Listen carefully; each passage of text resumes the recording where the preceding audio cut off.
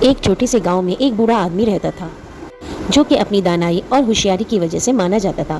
لوگ اس کے پاس مشورے لینے کے لیے آتے تھے۔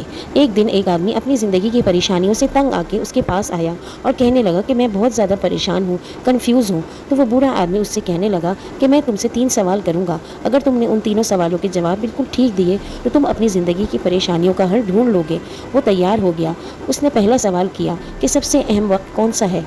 اس لڑکے نے جواب دیا شاید ہمارا ماضی، جس سے ہم بہت کچھ سیکھتے ہیں، لیکن پھر کچھ سوچ کے جواب دیا شاید ہمارا آنے والا مستقبل، جس کے لیے ہم بہت ساری پلاننگز کرتے ہیں۔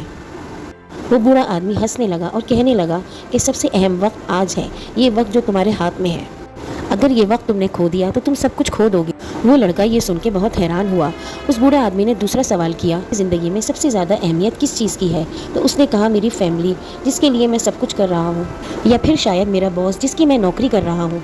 وہ بوڑھا آدمی مسکرایا اور کہنے لگا کہ نہیں، سب سے امپورٹنٹ آدمی وہ ہے جس کے ساتھ تم اس وقت موجود ہو، جو سب سے زیادہ تمہاری محبت اور توجہ چاہتا ہے۔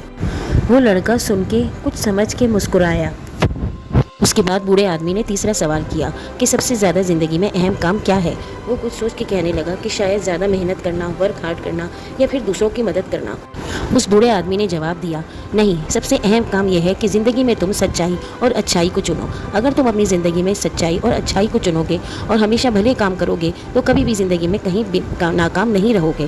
یاد رکھو، اپنی زندگی کے ان 3 سوالوں کو ہمیشہ یاد رکھنا۔ وہ لڑکا ایک دم شاک ہو گیا اور سوچنے لگا کہ یہ 3 جواب میری زندگی میں کتنی اہمیت رکھتے ہیں۔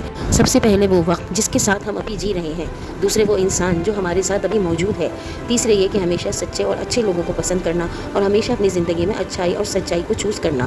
اس کے بعد اس لڑکے کو اس کے سوالوں کے جوابات مل گئے تھے اور وہ اپنی زندگی میں فوکس رہنے لگا تھا، اور جب بھی وہ پریشان ہوتا تو اس نے یہ سوچا کہ 3 جوابوں کے بارے میں سوچ لوں تو اس کی زندگی کے حل نظر آنے لگ گئے تھے۔